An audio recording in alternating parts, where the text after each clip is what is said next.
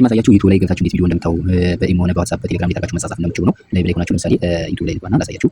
እዚህ ጋር ዩቲዩብ ላይ ገባለሁ። ዩቲዩብ እዚህ ጋር ገባና እንደዚህ መጣኛል። እዚህ ጋር 3 ሰረዛለች። 3 ሰረዛ እንደዚህ ነካለሁ። ልክ እንደዚህ መጣል ወደ ጎን ሳብ አድርጋትና እዚህ ጋር የዩቲዩብ አይኮኗን ነካለሁ። እዛ ኦፕን ኢን የምትለው ሶስተኛዋን እቺ ነካለሁ። አያችሁ እንደዚህ መጥቷል። አሁን ደግሞ መጻጻፊያ እሺ ኢሞ ላምጣና ኢሞ ላይ ልግባ።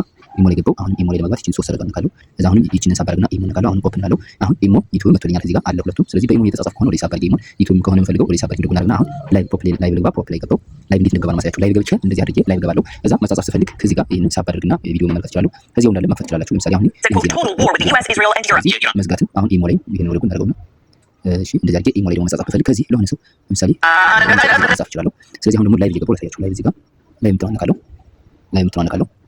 ላይቭ ምትለዋን ከነካሁ በኋላ እዚህ ኮንፊውዝ እንትላለች እቺ ነካለሁ። ቀጥታ ላይቭ እገባለሁ ማለት ነው። እኔ ላይቭ መግባት ስለማልችል በዚህ ላይቭ ትገባላችሁ። ላይቭ ገብታችሁ እዚህ ላይ ይሄን መጠቀም ትችላላችሁ።